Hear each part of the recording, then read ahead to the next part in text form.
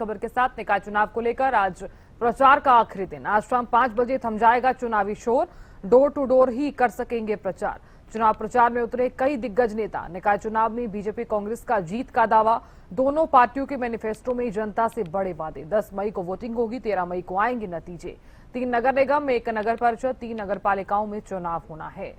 10 मई को होगी वोटिंग और 13 मई को नतीजे जो हैं वो घोषित कर दिए जाएंगे। तो निकाय चुनाव को लेकर तमाम पार्टियां एक्टिव नजर आ रही हैं और उस बीच जीत के जो दावे हैं वो किए जा रहे हैं। प्रचार का आखिरी दिन है। प्रचार प्रसार लगातार जारी रहा और आज शाम 5 बजे प्रचार प्रसार थम जाएगा। इससे ठीक पहले जनता तक अपनी बात को पहुंचाने का पूरा प्रयास पार्टियां करती हुई नजर आने वाली हैं। मैनिफेस्टो जो है, मैनिफेस्टो के जरिए तमाम बड़े वादे जनता से किए गए हैं। कांग्रेस जो लगातार पुरजोर कोशिश कर रही है कि चुनावी मैदान में जान फूंकी जाए और जनता तक अपनी बात को पहुंचाया जाए और वापसी करने की पूरी कोशिश भी की जा रही है। और तो उधर दूसरी तरफ भारतीय जनता पार्टी लोगों से वादे करती हुई नजर आई। जनता के बीच जनता को लुभाने की पूरी कोशिश जो है वो की जा रही है। तमाम योजनाएं जो प्रदेश सरकार, जिन योजनाओं का लाभ जनता को सीधे तौर पर मिल रहा है, उनके बारे में भी बखान किया जा रहा है।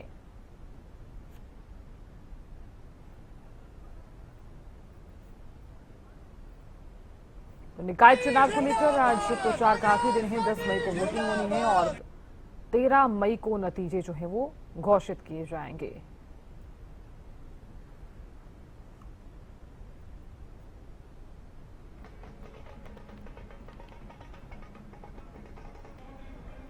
तो जानकारी ले लेते हैं। रेवाड़ी से संजय कौशिक जुड़ गए हैं। संजय, देखिए, निकाय चुनाव को लेकर आज प्रचार का आखिरी दिन है। शाम 5 बजे चुनावी शोर थम जाएगा। उससे ठीक पहले किस तरह की तस्वीरें आप देख पा रहे हैं चुनावों को लेकर और लोगों की क्या कुछ प्रतिक्रियाएं? देखिए साधना, आज शाम को जो है 6 बजे चुनाव प्रचार थम जाएगा। लेकिन आपको बता दूं कि रेवाड़ी के अंदर 99 जो है पोलिंग बूथ बनाए गए हैं, जिसमें से 23 जो बूथ है वो संवेदनशील घोषित किए गए हैं। और वही बात धारवेड़ा की करने लगे तो धारवेड़ा में 32 पोलिंग बूथ बनाए गए हैं। और इस बार एक जो नई बात देखने को मिल रही है कि मतदान जो सभी जो पुरुष मतदान कराएंगे उसमें महिलाएं शामिल नहीं होगी। जो ड्यूटी लगाई गई है वो पुरुषों की लगाई गई है। और अगर कोई बीमार हो जाता है तो सप्लीमेंट्री भी जो लोगों को ट्रेनिंग दी गई है कि उनकी जगह दूसरों को भेजा जा सके। वही जो है पुलिस ने धारवेड़ा और रेवाड़ी में फ्लैग मार्च किया है और लोगों को ये आश्वासन दिया है कि आप सब वोट करें और खुलकर वोट करें, किसी से डरने की जरूरत नहीं है। बात करें, यहाँ लगातार जो है चुनाव प्रचार जोर पकड़ चुका है और आज आखिरी दिन है तो आज दोनों ही पार्टियां अपनी पूरी ताकत चुनाव प्रचार में झोंक देगी। कल बात करूं तो कल शाम को आरती सिंह राव ने भारतीय जनता पार्टी के प्रत्याशी के लिए चुनाव प्रचार किया और जनसभा की। वही बात करें कांग्रेस के जो प्रत्याशी निहारिका चौधरी, उसके लिए दीपेंद्र हुड्डा और उसके साथ जो और कई मंत्री जो पहले कांग्रेस में मंत्री रह चुके हैं या विधायक सांसद रह चुके हैं वो उनके साथ आए।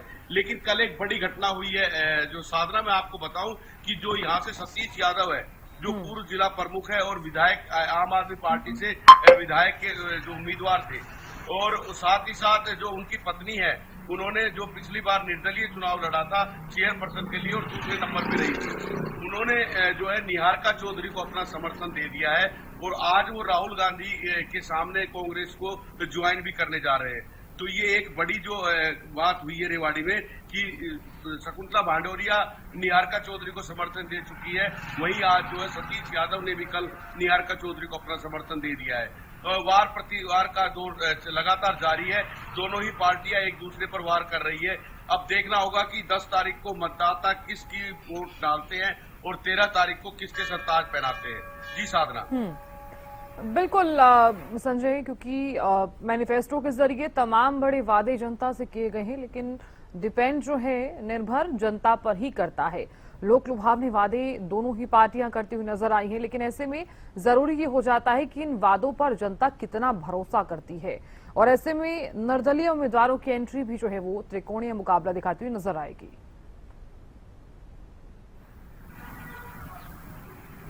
देखिए साधना, रेवाड़ी में अगर बात करें, शकुंतला भांडोरिया जब तक निर्दलीय उम्मीदवार थी तो कहीं ना कहीं जो निर्दलीय मुकाबले में था, लेकिन अभी जो निर्दलीय हैं वो कहीं भी मुकाबले में दिखाई नहीं दे रहे हैं। मुकाबला सीधा सीधा भारतीय जनता पार्टी और कांग्रेस के बीच ही है, और लगातार जो है जो निर्दलीय है वो एक निर्दलीय उम्मीदवार जो डॉक्टर मीनू रहीमवाल है, वो प्रचार तो जोर शोर से कर रही है, लेकिन लगता नहीं कि वो कहीं भी मुकाबले में नजर आ रही है। तो मुकाबला तो कांग्रेस और भाजपा के बीच ही है। और एक बात और बताऊं मैं साधना, कि जो भाजपा का जो संगठन है वो काफी मजबूत है, और भाजपा के जो लोग हैं, चाहे आसपास हम महेंद्रगढ़, करीना, अटेली, डहीना, गुड़गावा की बात कर ले, तो वहां से संगठन के लोग आए हुए हैं और उनकी वार्डों में ड्यूटी लगा रखी है। तो लगभग 150 से 200 जो टोलियां हैं भाजपा की, वो वार्डों में लगातार जनसंपर्क अभियान चलाया हुआ है उन्होंने, और वो लोगों के पास जाकर भाजपा के पक्ष में वोट करने की अपील भी कर रहे हैं। वहीं इसके बात करूं कांग्रेस की, तो कांग्रेस का जो संगठन है वो भाजपा से थोड़ा सा कमजोर है, क्योंकि संगठन पूरी तरह से जो है ग्राउंड पे दिखाई नहीं दे रहा है। तो बात चुनाव प्रचार की करने लगे तो उसमें कहीं ना कहीं भाजपा मजबूत नजर आ रही है, लेकिन अब देखना होगा कि जो मतदाता है वो भाजपा पे कितना विश्वास करते हैं, या कांग्रेस के जो भ्रष्टाचार वाले मुद्दे हैं उसके ऊपर मुहर लगाते हैं। जी साधना। बिल्कुल संजय, देखिए क्योंकि तमाम बड़े वादे जनता से किए गए हैं, जनता से जो वादे किए गए हैं और साथ ही जनता कितना भरोसा करती है दोनों ही पार्टियां, चाहे वो भारतीय जनता पार्टी हो चाहे वो कांग्रेस, क्योंकि दोनों ही पार्टियां अपनी अपनी पूरी कोशिश कर रही हैं। बीजेपी जिस तरह से आप भी जानते हैं, शहरी सरकार में एक इमेज जो सरकार की बनी हुई है उसे एक बार फिर से दिखाने की कोशिश जो है वो लगातार की जा रही है। तमाम योजनाएं जो जनता जिसका लाभ भी उठा रही है, क्या माना जाए इस इमेज को देखा जाएगा, क्योंकि पश्चिम बंगाल में जो चुनावी नतीजे आए हैं उस इमेज को देखा जाएगा, या फिर जो कांग्रेस लगातार पुरजोर कोशिश कर रही है वापसी की, उस इमेज को देखा जाएगा?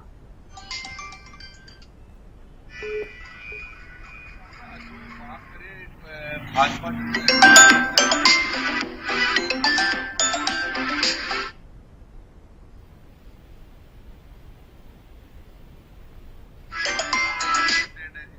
वर्षों से रेवाड़ी वासियों की मांग थी, उसका निर्माण शुरू हो गया है। तो जो भारतीय जनता पार्टी है वो अपने विकास गिनवा तो रही है, कोई जरूरत नहीं होती।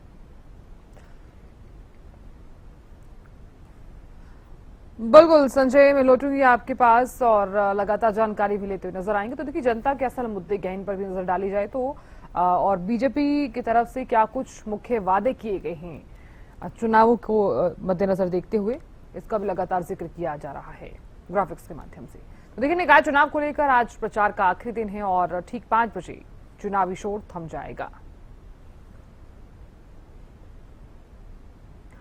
तो सोनीपत से लाजपत भी जुड़ गए हैं ज्यादा जानकारी लिए हुए। लाजपत, क्या कुछ ज्यादा जानकारी? प्रचार प्रसार का आज आखिरी दिन है, अंतिम चौर में है प्रचार प्रसार, किस तरह की तस्वीरें आप देख पा रहे हैं? क्या माना जाए, कौन सी पार्टी मजबूत नजर आ रही है? जी बिल्कुल, देखिए साधना, आपने भी नजदीक के चुनाव को देखा है। चुनाव की जो कयामत की रात होती है वो नजदीक आ चुकी है। कयामत की रात इसलिए कहा जाएगा कि आज से प्रचार बंद हो जाएगा, और प्रचार के बाद जो कैंडिडेटों को मौका मिलता है, कार्यकर्ताओं को मौका मिलता है, डोर टू डोर जो लोगों के जहनों में जाएंगे और लोगों के घरों में जाएंगे और उनसे कहीं ना कहीं मुलाकात रखेंगे। ये जरूर है कि कहीं ना कहीं जो है ये कयामत की रात जिसकी जगेगी वही जीत पाएगा। जल्दबाजियों की किसी चीजें हम नजदीकी बता पाए, लेकिन दमखम जो दोनों पार्टियों का लगा है, बीजेपी और कांग्रेस का है। आजाद उम्मीदवार भी कुछ इसमें अपना दमखम दिखा रहे हैं। ऐसे में समझ सकते हैं कि जो सोनीपत में कभी से ही जो युद्ध खतरनाक होता है, इसलिए खतरनाक कहा जा सकता है कि जो युद्ध है वो राज्य के लिए है, और राज्य के लिए सभी कार्यकर्ता अपना दमखम लगा रहे हैं।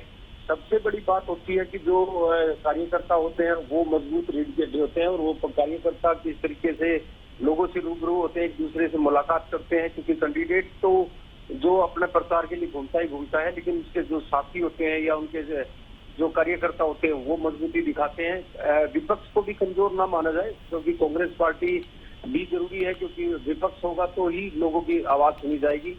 मौजूदा सरकार का भी प्रभाव पड़ता है। ऐसा नहीं है कि किसी चीज को कमजोर माना जाए, लेकिन आजाद उम्मीदवार भी अपनी पारी खेलने की कोशिश में है। अगर सोनीपत की बात की जाए तो सबसे ज्यादा हॉट सीट जो है वो राई विधानसभा क्षेत्र की राई गांव के नाम से जानी जाती है, जो कि 3 कैंडिडेट गांव से खड़े हैं और एक लिवान से है जो कांग्रेस पार्टी की तरफ से है और एक बीजेपी पार्टी की तरफ से राई गांव से है। 2 आजाद उम्मीदवार हैं, यानी कि छोटे से 3 गांव के अंदर 4 उम्मीदवार खड़े हैं। तो जो वोटर हैं उनके सामने काफी बड़ी चुनौती है। एक एक वोटर के पास काफी बड़ी समस्या का सामना करना पड़ेगा, क्योंकि लोग जो उसको फेस करते हैं। और जो चुनावी मुद्दा है, सबसे बड़ा जो मुद्दा सोनीपत में प्रॉपर्टी को लेकर कह लीजिए, क्योंकि प्रॉपर्टी के जो दाम बढ़ रहे हैं, सभी पार्टी के नजदीक होकर अपनी प्रॉपर्टी पर खेलते हैं, प्रॉपर्टी के दाम जो बढ़ाते हैं, ये भी लोगों के जहन में सवाल है। क्योंकि लगातार आपको बताया, साधना आपने भी चुनाव को नजदीक से देखा है काफी, और चुनाव को कभी भी कमजोर नहीं माना जा सकता, क्योंकि किसकी पारी आगे आएगी ये जल्दबाजी होगी कि हम किसी का बता पाए। लेकिन ये जरूर है कि 3 दिन जो बचे हैं शेष, आज 8 तारीख हो चुकी है, कल 9 है, 10 को परसों जो है वोटिंग डलेगी, यानी कि साफ कहा जा सकता है कि परसों जो वोट डलेगी वो किसकी किस्मत से ताले खुलेंगे ये वक्त बताएगा। लेकिन जो साफ कहा जा सकता है कि लगातार जो सभी पार्टियां अपना दमखम लगा रही हैं, ऐसे में कमजोर किसी को भी ना माना जाए। कमजोर इसलिए नहीं माना जाएगा क्योंकि जो बीती रात लगेगी और जो चुनाव की सरगर्मी बनेगी वो रात को ही बनेगी, सभी लोग अटैचमेंट रहेंगे। ये जरूर है कि पार्टी जो मौजूद है, जो सरकार है, सत्ता है, इसका जरूर थोड़ा बहुत असर दिखाई देगा। लेकिन लोगों के अंदर जो सवाल होते हैं वो अपने वोट के आधार पर ही निकलते हैं। और कांग्रेस पार्टी को भी कमजोर ना माना जाए, क्योंकि विपक्ष होगा तो ही लोगों की सुनाई जाती है, अन्यथा अगर विपक्ष नहीं होगा तो लोगों की सुनवाई कहीं भी नहीं होती है। ऐसे में अपील जरूर है कि लोग जो अपना मतदान करें, जरूर पहुंचे, अपने मतदान का इस्तेमाल जरूर करें, क्योंकि काफी लोग ऐसे रह जाते हैं जो मतदान नहीं करते हैं। उनसे अपील जरूर है कि अपना मतदान करें और अपने चहेते जो आपका नजदीकी है उसको जरूर चुनने का प्रयास करें। क्योंकि अगर आपको अतीत की बात करें तो जो पीछे जो चुनाव हुआ था सोनीपत में करीब 8 से 9 महीने पहले, उसमें जो कांग्रेस पार्टी की सबसे बड़ी कमजोरी यही दिखाई दी थी कि सभी ने ये मान लिया था कि हमारी सीट निकल जाएगी।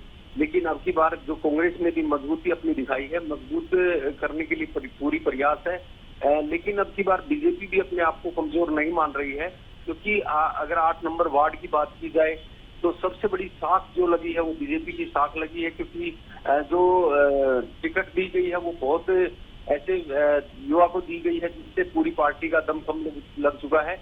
और कमजोर कांग्रेस पार्टी को भी नहीं माना जा सकता, क्योंकि जो युवा बच्चा है जिसको टिकट दी है, जिम्मेवारी पर दी है। क्योंकि आपने देखा था साधना कि जिसको जो 4 सीट जो निकली थी, जिस पर ये घमासान भी मचा था कि चुनाव नहीं लड़ेंगे, वो यही था। ये सबसे बड़ी हॉट सीट इसीलिए राई गांव की कहा जा सकता है कि जो 8 नंबर वार्ड में पड़ता है, और इस पर ही सबकी नजरें ज्यादातर टिकी हुई हैं।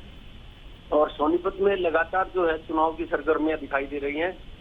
आज शाम से जो है चुनाव का प्रचार बंद हो जाएगा और उसके बाद लोगों के घरों में जो कार्यकर्ता भी जाएंगे और कैंडिडेट भी जाएंगे। लगातार 2 दिन का जो समय बचा है, यानी कि कयामत की जो 2 रात बची है, इसी में सब चुनाव का निचोड़ निकलेगा। और परसों जो वोटिंग होगी उसके बाद तो बीच में जो समय बचेगा उसके बाद जो है उसकी गिनती होगी और उसके बाद ही किसी की किस्मत का ताला खुलेगा।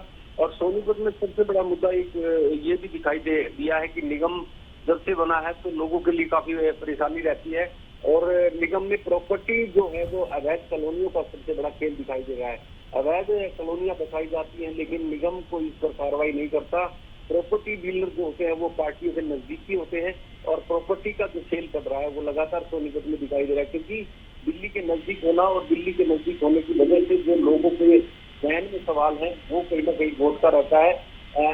मेट्रो रैपिड का जो खेल खेला जाता है वो प्रॉपर्टी डीलर जो है वो इस खेल को खेलकर प्रॉपर्टी के दाम जो बढ़ा रहे हैं। बिल्कुल लाजपत, देखिए क्योंकि चुनावों को लेकर हम बात कर रहे हैं और अब देखने वाली बात होगी कि जो जनता से वादे किए गए हैं और जनता किस पर भरोसा जताती है, और चुनाव प्रचार आज थम जाएगा। तो बहुत शुक्रिया जानकारी देने के लिए।